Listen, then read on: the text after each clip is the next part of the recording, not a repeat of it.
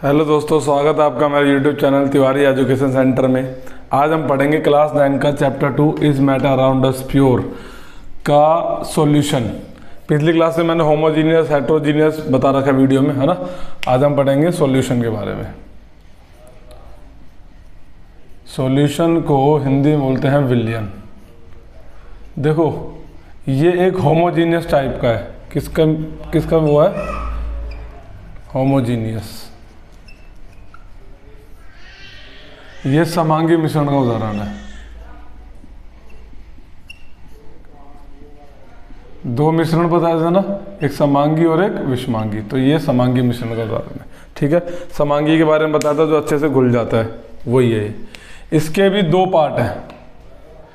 Solution जो बनता है वो बनता है सॉल्यूट प्लस सॉल्वेंट। ठीक है, सॉल्यूट को बोलते हैं विलेय हिंदी में, और सॉल्यूट को बोलते हैं विलायक। देखो, विलेय विलायक समझने के लिए तो इतना भी है कि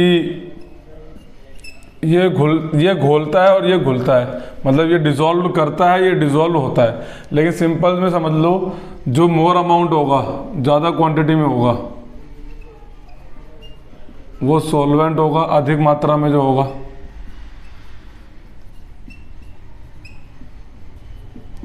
और जो कम मात्रा में होगा, लेस क्वांटिटी में होगा, वो सॉल्यूट होगा। अभी इसको मैं एक एग्जांपल में समझाता हूँ, देखना भी समझ में आ जाएगा आपको। देखो, जैसे मान लो शिकंजी बन रही है।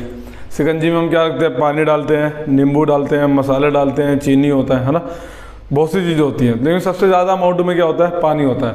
तो पानी हो गया सॉल्वेंट, ठीक है, पानी हो गया विलायक, जल हो गया विलायक। बाकी जितनी भी चीज़ें, मसाले, नींबू, चीनी जो भी है, वो सब क्या हो गया? सॉल्यूट। ठीक है, तो समझ में आ गया होगा कि जो अधिक मात्रा में होता है वो विलायक होता है, जो कम मात्रा में होता है वो सॉल्यूट होता है। और एग्जांपल में समझते हैं, जैसे कि मान लो एयर है, वायु है ना।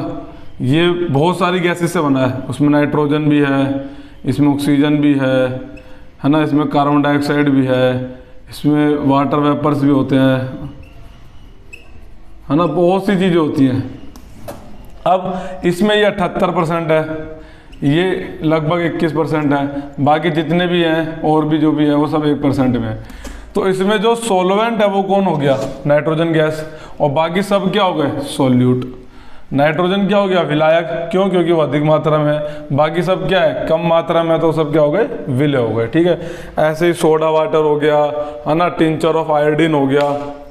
तो ये सब किसके एग्जाम्पल है? सॉल्यूशन के एग्जाम्पल है। अब सॉल्यूशन की प्रॉपर्टीज क्या है? देखो, पहली प्रॉपर्टी तो यही है कि solution is a homogeneous mixture. Solution क्या है? एक समांगी मिश्रण है। इसके में जो सॉल्यूट पार्टिकल्स होते हैं ना, वो बहुत छोटे होते हैं। क्या होते हैं? बहुत छोटे होते हैं। इतने फाइन पार्टिकल होते हैं कि नॉर्मल नेक्ड आई से हम उसको देख नहीं सकते। हिंदी में विलयन में जो भी कण होते हैं विलेय के, वो इतने छोटे होते हैं कि नग्न आंखों से हम उसको देख नहीं सकते हैं। ठीक है, बहुत छोटे होते हैं फाइन पार्टिकल्स।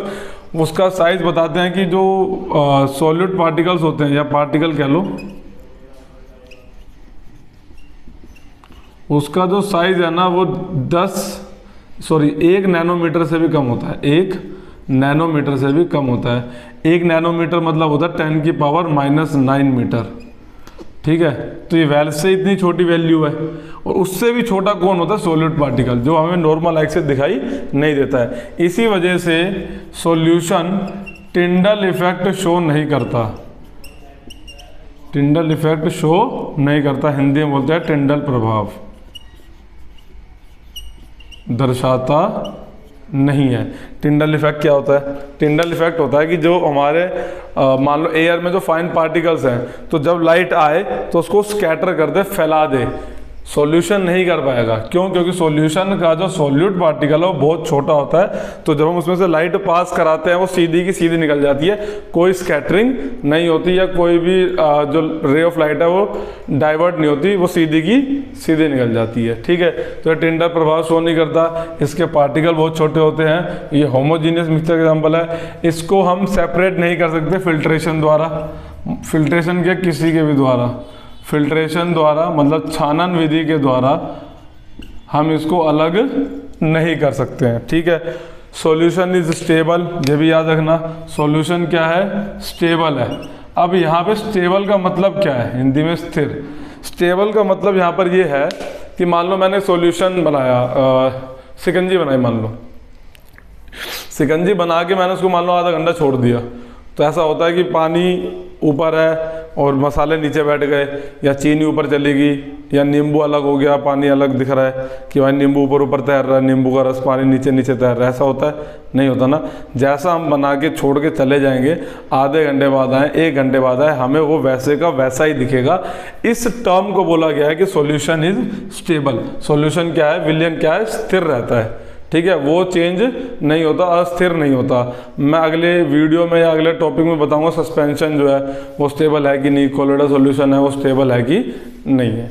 ठीक है, मेरे हिसाब से सॉल्यूशन समझ में आ गया होगा, कुछ ज़्यादा वो नहीं है। एनसीईआरटी में उसके बारे में जो आप पढ़ोगे ना वीडियो देखने के बाद, सब कुछ वही होगा जो मैंने अभी आपको बताया, सब कुछ।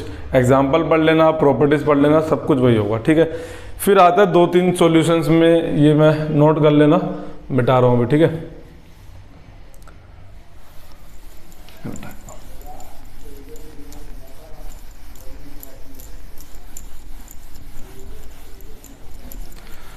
अब सॉल्यूशन में भी देखो 2 तरह के सॉल्यूशंस होते हैं। एक होता है सैचुरेटेड सॉल्यूशन,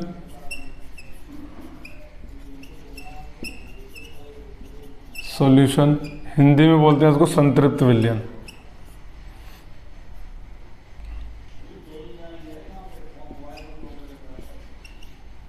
सिंपल सा मतलब है वो सॉल्यूशन जिसमें और सॉल्यूट डिसॉल्व नहीं हो सकता। ठीक है, no more solute can be dissolved. Hindi में वह विलयन जिसमें और विलय घुल नहीं सकता। No more solute can dissolve, no more solute can be dissolve.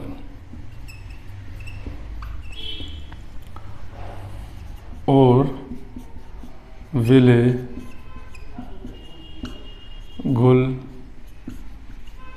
नहीं सकता। अब इसका एग्जाम्पल के साथ समझाता हूँ आपको, फिर अच्छे से समझ में आएगा। एग्जाम्पल देखो, मान लो 1 गिलास पानी में मैंने 1 चम्मच चीनी घोल दी, 1 चम्मच घुल जाएगी, 2 चम्मच घुल जाएगी, तीसरे चम्मच में क्या होगा, उसकी भी तो कैपेसिटी होगी ना वाटर की। वाटर में जो हमने फर्स्ट चैप्टर में पढ़ा हुआ है कि पार्टिकल के बीच में गैप होता है, तो गैप भी तो लिमिट ही होगा ना। उसमें 1 चम्मच चीनी चलेगी, 2 चम्मच चलेगी, 3 भी चलेगी, चौथे चम्मच में ऐसा होगी वो चीनी घुलेगी नहीं, है ना। इसका मतलब क्या हुआ कि वो सॉल्यूशन क्या बन गया, सैचुरेटेड बन गया। मतलब अब उसमें और सॉल्यूट पार्टिकल डिसॉल्व नहीं हो सकते। और फिर एक होता है असंतृप्त, मतलब अनसैचुरेटेड सॉल्यूशन, हिंदी में बोलते हैं असंतृप्त विलयन।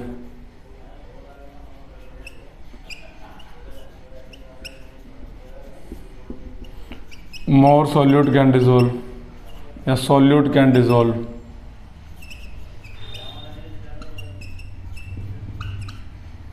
और विलय घुल सकता है, और विलय घुल सकता है। जैसे कि मान लो 1 गिलास पानी में मैंने आधा चम्मच नमक डाल दिया, डालने को तो 1 भी डाल सकता है, अब 1.5 भी डाल सकता है, 2 भी डाल सकता है, आधा डाल के घुमा दिया उसे, तो सॉल्यूशन तो बन गया। लेकिन कौन सा सॉल्यूशन हुआ, अनसैचुरेटेड सॉल्यूशन, असंतृप्त विलयन, कि भाई भी उसकी कैपेसिटी और है तो उसमें और सॉल्यूशन और सॉल्यूट पार्टिकल्स उसमें डिसॉल्व कर सकता है। ठीक है, तो ये सॉल्यूशन के बारे में मैंने जनरली आपको बता दिया है पूरा। आप अच्छे से उसको एनसीईआरटी में पढ़ेंगे तो भी समझ में आ जाएगा, बाकी वीडियो पूरी देख लेंगे तो आपको समझ में आ जाएगा कि कौन सी चीज़ क्या है ना। डिफाइन याद करने से, रटने से ज़्यादा बेहतर है कि उसको समझ लिया जाए। ठीक, कुछ भी डाउट हो, कुछ समझ में ना आया तो कमेंट सेक्शन में आप मेरे से पूछ सकते हैं। वीडियो टॉपिक समझ में आया तो प्लीज़ उसको लाइक करें, और आपने अभी तक चैनल सब्सक्राइब नहीं किया तो प्लीज़ उसको सब्सक्राइब कर ले। Thank you.